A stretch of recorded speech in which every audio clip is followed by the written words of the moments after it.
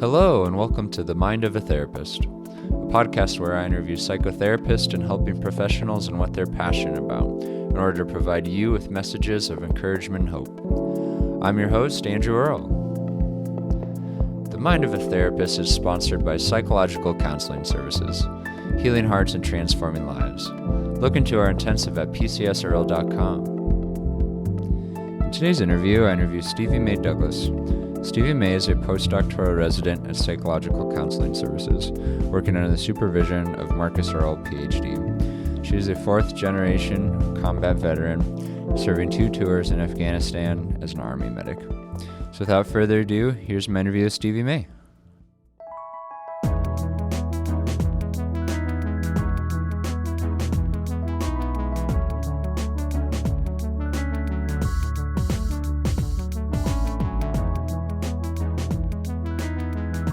Stevie Mae, well, welcome to the Mind of a Therapist podcast. Thanks for being here. Andrew, thank you for having me.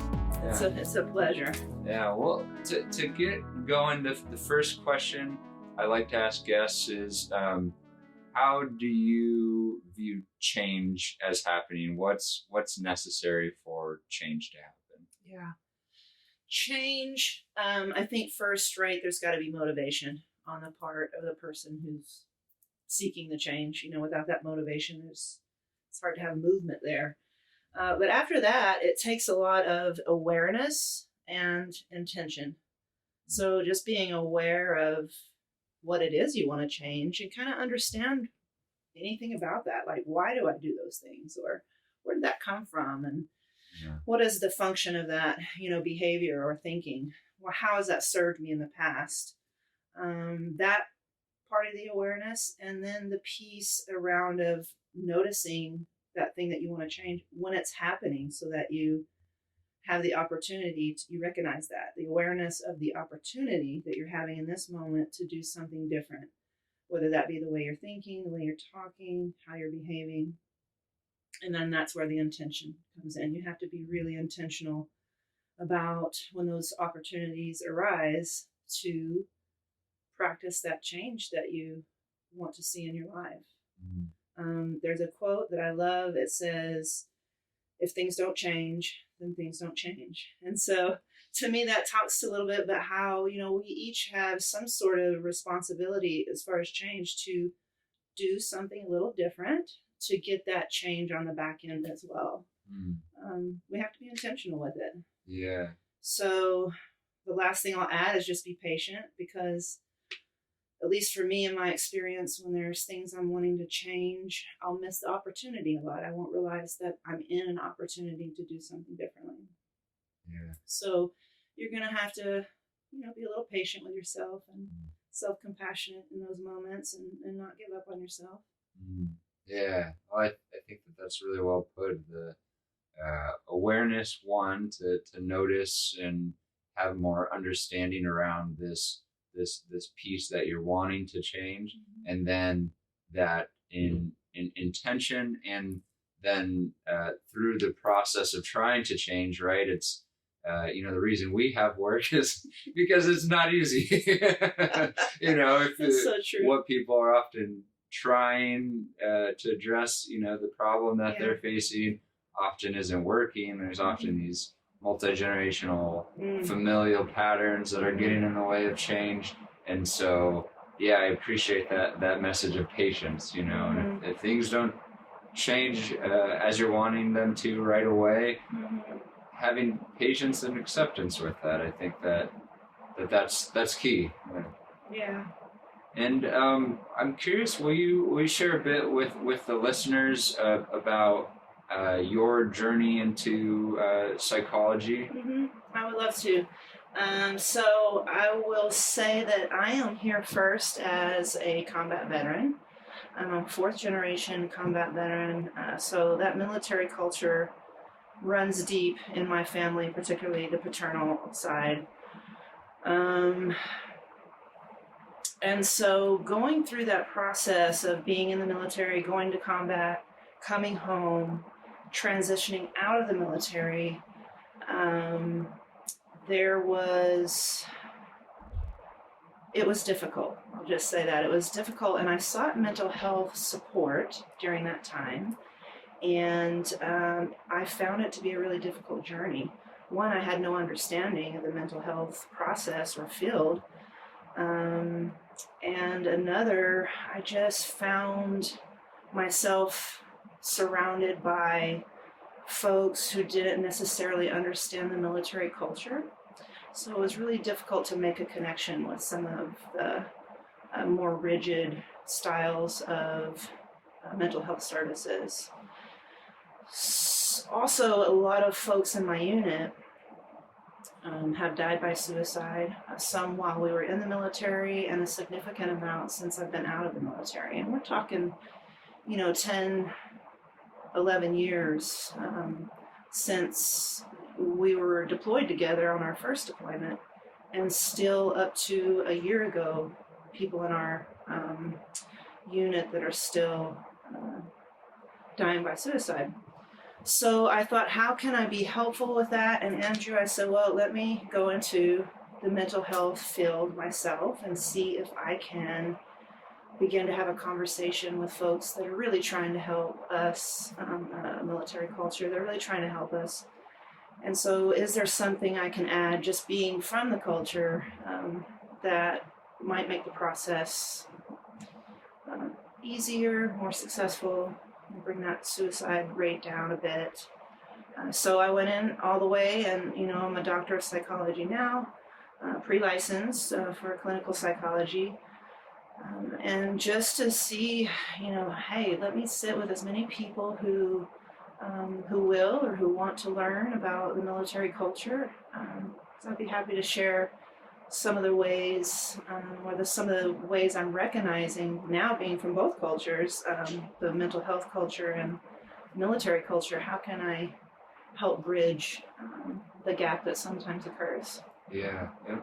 Will you speak a bit more to, I know you've talked about the suicide rates amongst veterans compared to the normal population. We see a big discrepancy. There's far more people who die by suicide who are vets or in the military. And will you speak a bit to your understandings about why that there is that discrepancy? Sure. From my understanding, you can talk to vets, even in some of the research when they're talking to veterans. There is this feeling of being misunderstood, our culture as a whole. Of course, there's a stigma that comes with the military seeking mental health because we are so performance-based. And so if you're saying that mentally you need support, is almost translated like you're not capable or prepared to complete a mission. And if you can't, perform, then physically or mentally, if you can't perform, you're not going to be very valuable in the military. It's just the nature of the beast. So there's that stigma piece, but also that gap sometimes between the cultural piece, where civilians as a whole, there's not many people that serve in the military at any one time. It could be like 1% of the population that has actually served in the military. However, it's most times it's civilians that treat military folks. If you don't quite understand the culture of the military, we can be pretty overwhelming sometimes. Culture involves a language. It involves values, a certain value system, certain behaviors, traditions, all the things that create a culture. So those things for us, okay, if you look into the Department of Defense and what our mission is, it is to kill or die to protect, the citizens of America, to defend the Constitution from enemies foreign and domestic. That means, wow, how do I get a group of people to kill or throw themselves into a dangerous situation where they may die when it's not a natural thing that humans do. Typically we try to protect ourselves. Sure. And it's not very natural for another human being to kill another human being, right? We are social creatures. We depend on community and cooperation to thrive. So there's a reprogramming that goes on for people who transition into the military. Where I think we're falling short is we don't address that reprogramming when people leave the military. We just kind of send them on their way. We ask a few questions, right? But it's sometimes beneficial for veterans or military folks coming out of the military to lie about that. Because if I tell you I don't feel well mentally, there's a chance that you might hold me back longer. I may not be able to see my family right away after deployments if I tell you I came home from deployment and I don't feel well mentally.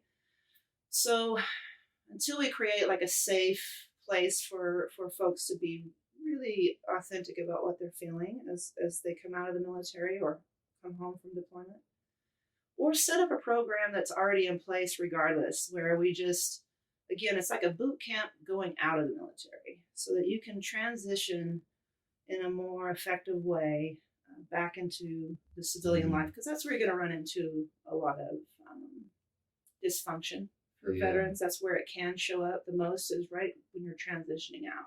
Sure. And if you don't process that, it can stick around. Sure. I know Vietnam veterans, many probably do, that are still struggling with post-traumatic stress and maybe barely now in their 70s addressing that.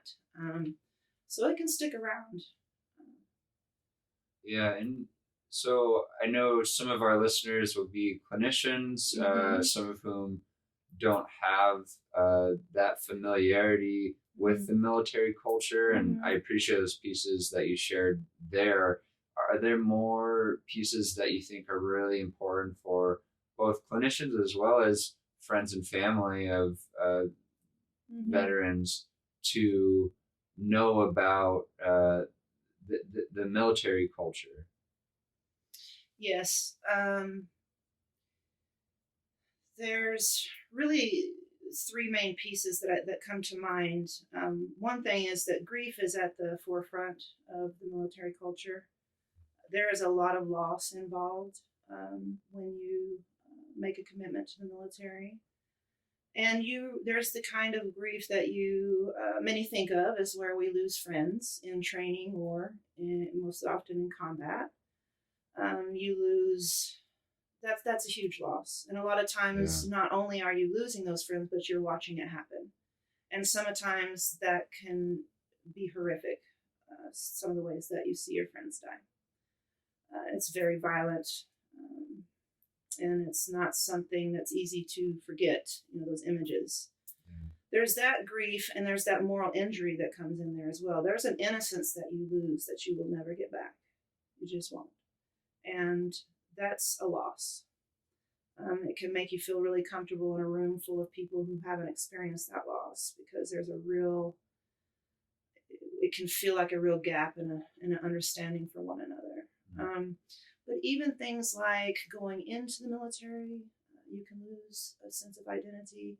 Coming out, certainly we see the loss of identity, that loss of purpose that they had. And that's where there's a lot of struggle coming out of the military. And then thinking about when you're in training and you're in combat or deployment, you're missing a lot at home. Some of these cats are over there for a year and a half at a time. Even for 6 months, it's there's a lot that you're missing. A lot of funerals, a lot of weddings, a lot of graduations, a lot of babies' first steps and first words, things that you'll never get back. And so there's a loss there as well. Yeah. Is there much, from your experience, is there much conversation about I'll start with just any of those losses amongst folks in the military. Is there much conversation about those losses and the impacts of those losses? In our field, you mean? Within the military. Within the military. The chaplains often will speak about resiliency and really encourage the soldiers, the Marines, airmen, sailors, on and on. Really encourage them to, think about that resiliency, that ability to bounce back after. How can you support that? And for us, here comes another piece. It's the relationships. If there's a cultural piece I want you to know, it's the grief, also the relationship piece. We rely on relationships for survival. They are cohesive, they're restorative, they're protective. A lot of times when you are in combat and in situations that don't make sense, or you are experiencing moral injury for one reason or another, it really is the relationship with the people beside you that keep you moving forward, that keep you in a place where you can complete a mission. Specific, if one in the mental health field could learn about these specific relationships, like from the drill sergeant to who your non-commissioned officer is, to the officer, there's all kinds of relationships within there that if you learn about them, you learn so much about the client sitting across from you. Because the military relies so much on relationships, that's a language that we veterans already understand.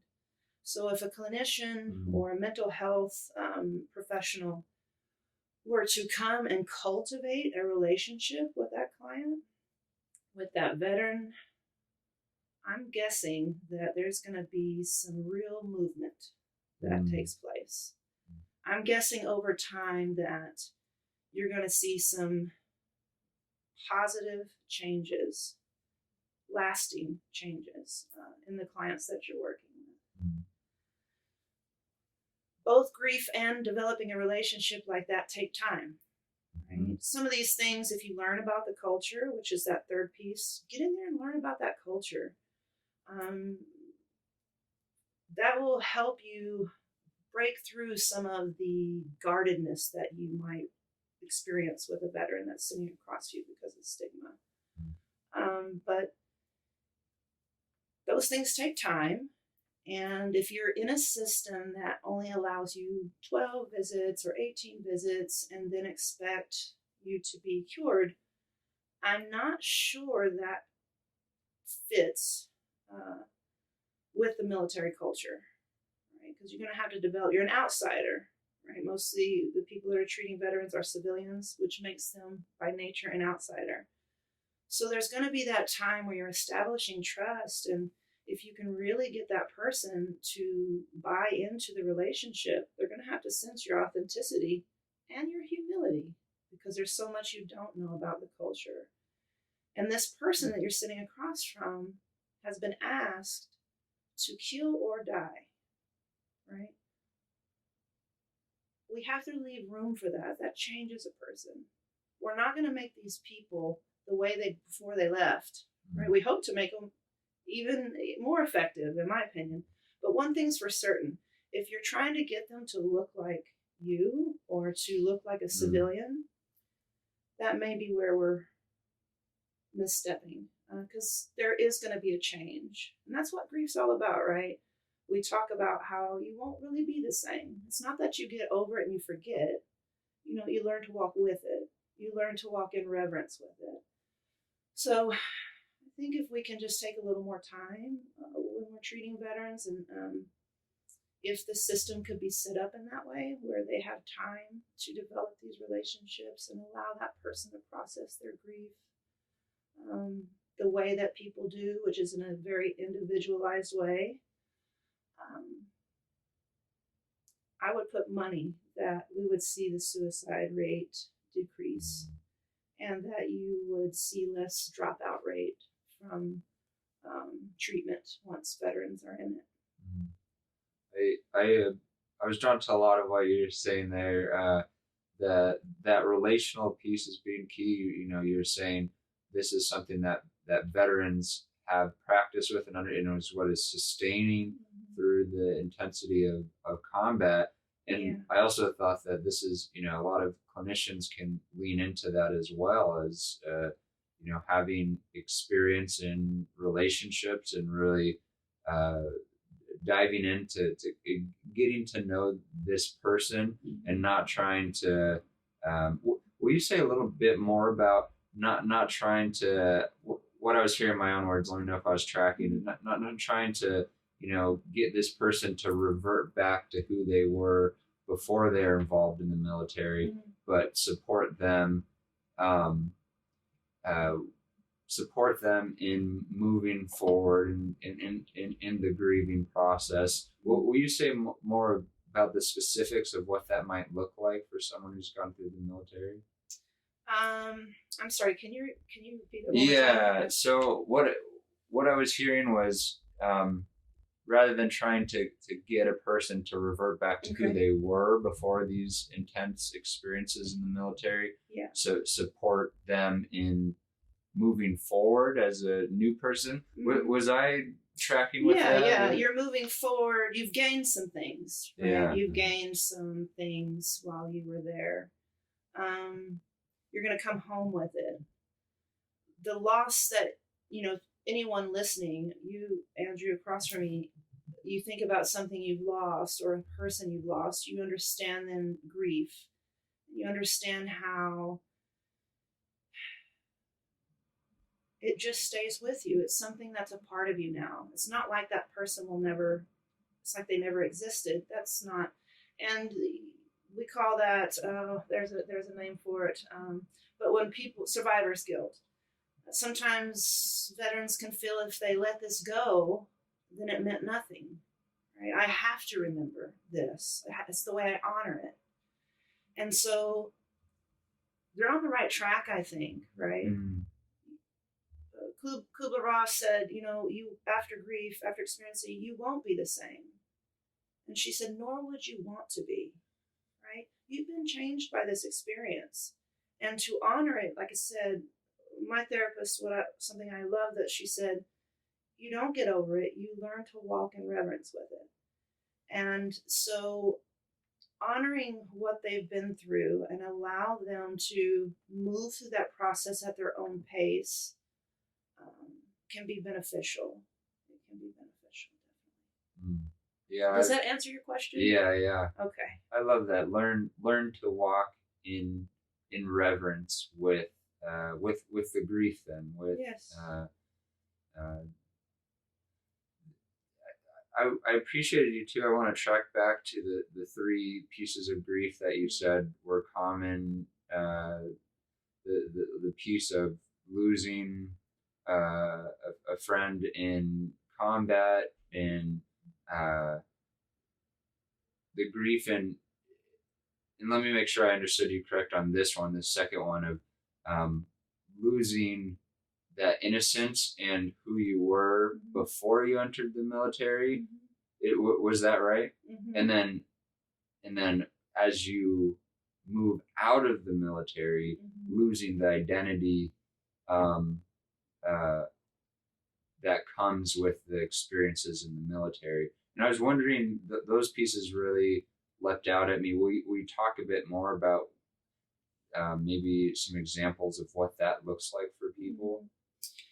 Yeah, there was a first sergeant is coming to mind. A lot of folks will retire with the military, and of course you're going to move up in rank. And this first sergeant had died by suicide shortly after he retired. And his wife talked about his just loss of purpose, his loss of connection. He was so valuable at one time, and then suddenly no one cares. I imagine it's a lot like sports figures who, are worshipped and the best at their stuff for a long time, and there was purpose there, and people saw their value. When you come out of the military, your value, or at least what you feel, and your identity, your purpose, all of that stuff can, well, it's gone. It's changed. You're no longer serving in the military. So who are you now? What will you do? How will you feel valued by others? How will you value yourself? That's a very challenging transition to go through.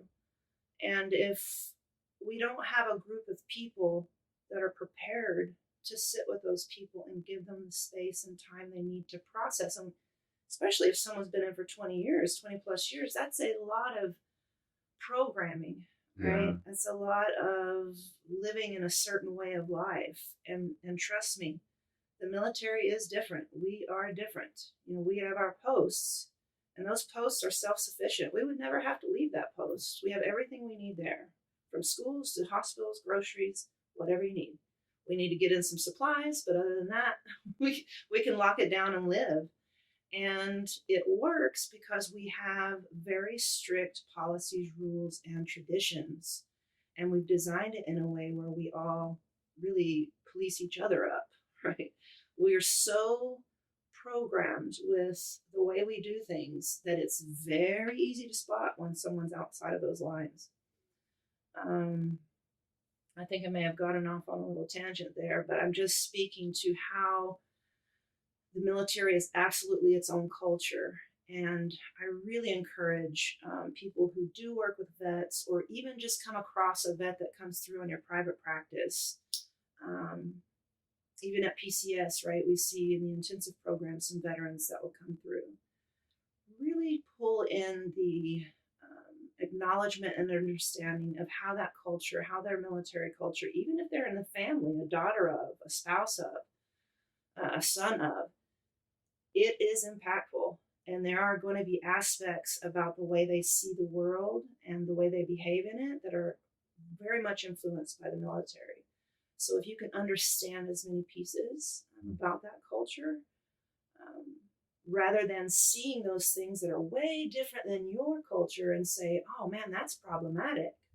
While some things can be problematic for the veteran, it's not always wise to start there.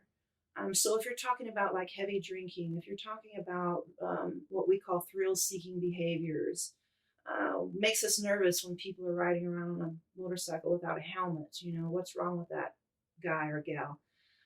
Some of these things are just from our culture and some of the reprogramming, if you will. So just understanding those pieces and approaching someone, not from a pathological point or, pathologizing some of that stuff, but approaching it with an understanding, okay, some of this is their culture. And so how can I develop a relationship with this person where it's safe to talk about those things? It's safe to be real with one another about those. What does that relationship with alcohol mean to you? What does that relationship with skydiving every weekend mean to you? So yeah, I think the more we can understand culture, the more effective we'll be at creating relationships that can mimic their own that they experience, where it's restorative and where it's protective and safe, so that they can begin to process some of that stuff that we've asked them to do on our behalf. Yeah, and I appreciate that piece of understanding, having that understanding and that curiosity. I think that's so key, especially with veterans, but really anyone who's different than us, right? If we can approach that relationship with curiosity, it just opens so many more doors for connection. And as you're talking about, that's the healing piece is that genuine connected relationship with someone where they can process the grief, the small losses and the big losses, and they can move forward. I was curious, are there any stories that come to mind of folks who have made that transition and struggled, and then really had success with moving forward and adjusting to civilian life again and finding purpose? Yes, I know a few, and you're sitting across from one of them. So absolutely, it gives me hope that I was not well when I exited the military after 2 combat tours. The transition was really difficult for me. I was a medic in the military. A lot of these pieces that I speak of are not only research, but also anecdotal. Like they're bringing to you, real stories of folks. And it was a therapeutic relationship that I say saved my life. I will say together to my therapist, because she's a good therapist. She wants me to know that the power lies within me, right? Mm-hmm. But, together we saved my life. So I do believe in the mental health system. I do believe in the power of psychotherapy. I absolutely believe in the power of the therapeutic relationship, and that it oftentimes is the main curative factor when it comes to psychotherapy. And feel free, if it's too personal, not to answer, but I'd just be curious to hear some more about what were some major moments of shift for you towards from struggling to finding purpose, finding direction with where you were moving. I definitely believe it was in the therapy room. I was going to school at the same time for psychology, and I think understanding there's a lot of psychoeducation in that for me. What's going on? How does a body respond to trauma? How it's stored in the body? What it does to the nervous system? How your nervous system can be programmed in a certain way. So as I began to have a lot of that psychoeducation while simultaneously going to psychotherapy with someone who did give me the room to grieve, rage, whatever it was, I was going through a lot of run-ins with the law and trouble connecting in relationships. I was isolating. And it was that therapeutic relationship that was almost like a home base, like a surrogate attachment. I've heard other colleagues call it, where I could finally feel safe, process some of that stuff, and then venture out. Hey, maybe I'll become a psychologist myself. If I didn't have that supportive relationship, that healthy model of a relationship that was always responsive, that was the ticket for me. So I encourage, and I didn't give up. I want to say that for any veteran that may be listening or family member of a veteran, it might take a while to find that therapist. They say it's like dating, its chemistry has to be right. Just saying, don't give up. It took, my therapist number 13 is the one I finally found the right fit, right? So don't give up on yourself. It's worth it. The healing that you'll experience, what we call post-traumatic growth, right? It's friggin' worth it. And I say friggin' for your sake, because I know we're on the air. I would be, say a different word if we were just around there. Better friends. So 13 therapists until you found... yeah, she was lucky 13. And how did you keep moving? Well, it's a lot of... I know it's a lot of effort to find a therapist, just one therapist. So yeah, it is. I think we're tying back, beautifully, because you're good at that, Andrew, but tying back to the first question of how do we create change?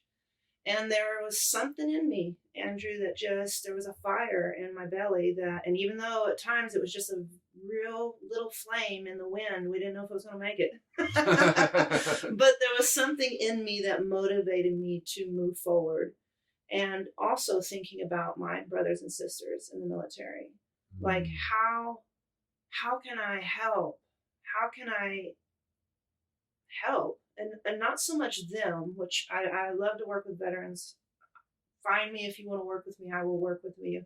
But really, how can I help the people, the other mental health professionals that, so desperately want to help us? How can I help them understand us maybe a little better so that they can be more effective? We get really focused in on labs. And I'm not sure that we're really getting out there and talking to vets and giving them the space in the room and the environment that feels safe to tell you what we really need. Yeah.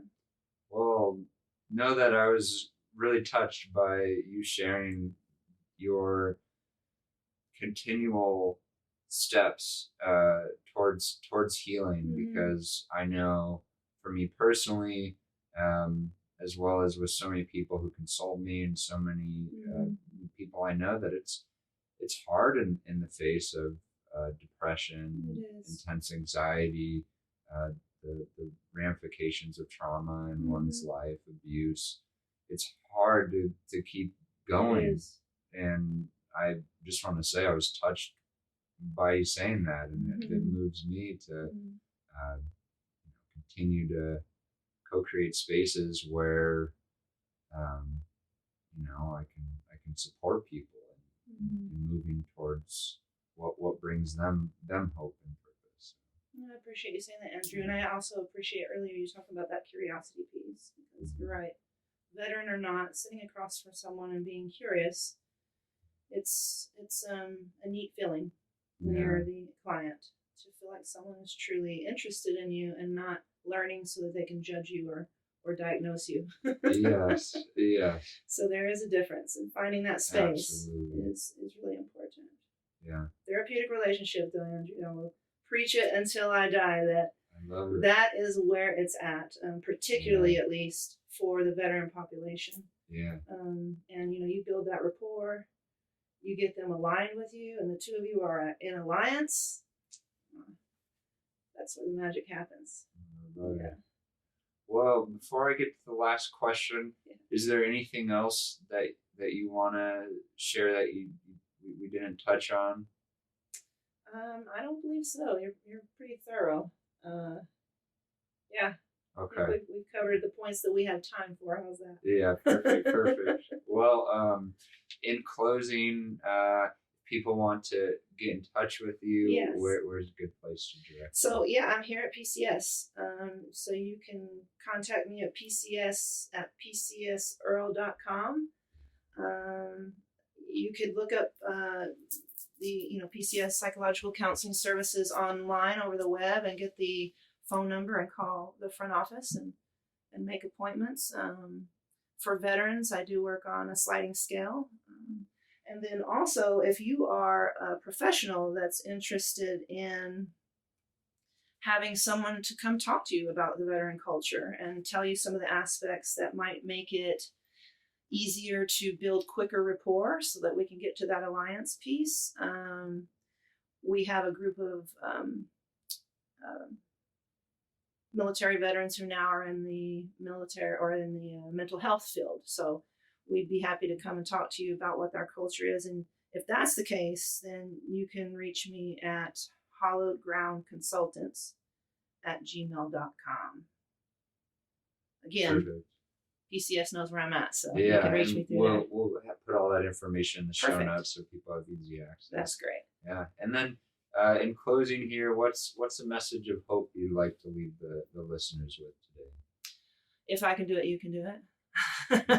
No, there's a group of us, and I haven't even met all of them, that are doing it, that did it, that transformed their post-traumatic stress into post-traumatic growth. It is possible, and don't give up. Like I said, don't give up on yourself. Reach out. Our belief is you leave no man behind, no woman behind, and that's kind of the place I'm working from. So reach out so we can get you the help you need.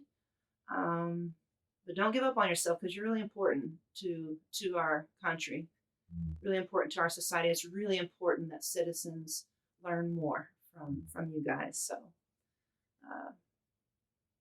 invest in yourself the way you did in the military. It's our job to take care of ourselves. So, because we are the tool, we're the weapon. And isn't it cool how that in psychology or mental health, the counselor is also the tool, if you will. So we have a lot in common. If we could get to know each other, be a little more curious about one another, like you said, I think we're gonna see that number move down as far as suicide rates. Well, thanks for taking the time today, Stevie Mae, and appreciate it. Andrew, it was a pleasure. I really enjoyed talking with you, and seriously, thank you for giving veterans an outlet to just talk about our culture and try to get closer to the mental health field so that we can have a healthy relationship with one another. Absolutely.